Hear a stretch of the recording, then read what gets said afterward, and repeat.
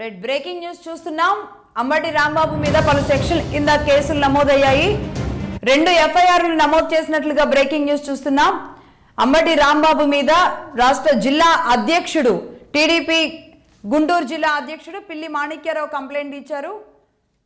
ఈ నేపథ్యంలో ఆయన మీద సుమోటోగా తీసుకుని కేసు నమోదు చేశారు పోలీసులు. గుంటూరు జిల్లా తెలుగుదేశం పార్టీ అధ్యక్షుడైన పిల్లి మాణిక్యారావు ఫిర్యాదుతో మరో కేసు కూడా నమోదైంది. మొత్తం 126(2), 132, 196(1), 352, 351(2), 292 రెడ్ విత్ 35 బిఎన్ఎస్ సెక్షన్ల కింద కేసు నమోదు చేశారు పోలీసులు. అలాగే ఏపీ హైకోర్టులో అంబటి రాంబాబు గారి భార్య హౌస్ మోషన్ పిటిషన్ కూడా దాఖలు చేశారు.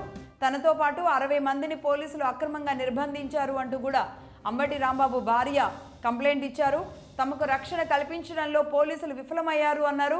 శాంతి భద్రత సమస్య ఉందని పోలీసులు విఫలం చెందారు అని పిటిషన్ కూడా వేశారు. అంబటి రాంబాబు భార్య తక్షణ చర్యలు తీసుకుని 24 గంటల పాటు తమకు భద్రత కల్పించాలని అంబటి రాంబాబు భార్య విజయలక్ష్మి తన పిటిషన్లో కోరడం జరిగింది.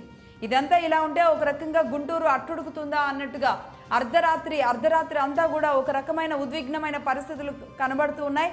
అంబటి రాంబాబుని అరెస్టు చేయండి, నేను సిద్ధంగా ఉన్నాను, మీరు రమ్మంటే నేను వచ్చేస్తాను అని నిన్న ఆయన సవాల్ విసిరి ఇంట్లోకి వెళ్ళి కూర్చున్న తర్వాత పోలీసులు ఆయన ఇంటి ముందుకు వెళ్లారు. సెక్షన్ల కింద కేసులు నమోదైన తర్వాత అరెస్ట్ చేయడానికి వెళ్లారు.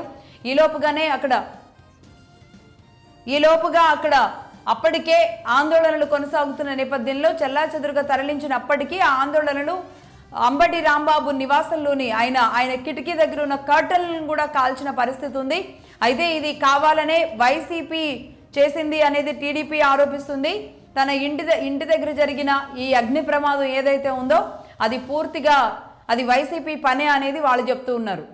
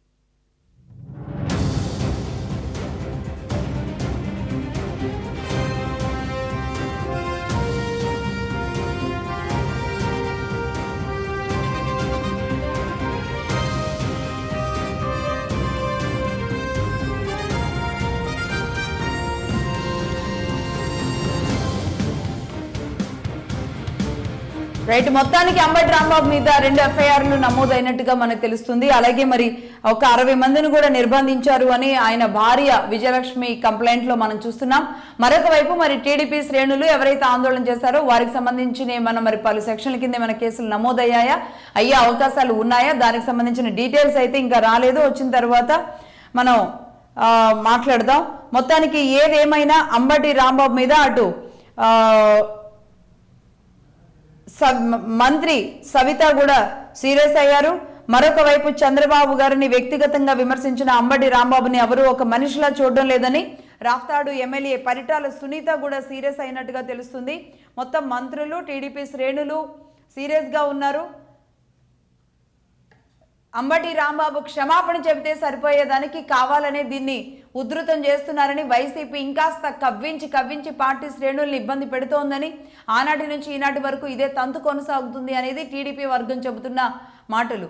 అలాగే వైసీపీ నుంచి ఇప్పటి వరకు కూడా ఏ పార్టీ అంటే వైసీపీలోని ఏ స్థాయి నాయకుడు కూడా దీని మీద స్పందించ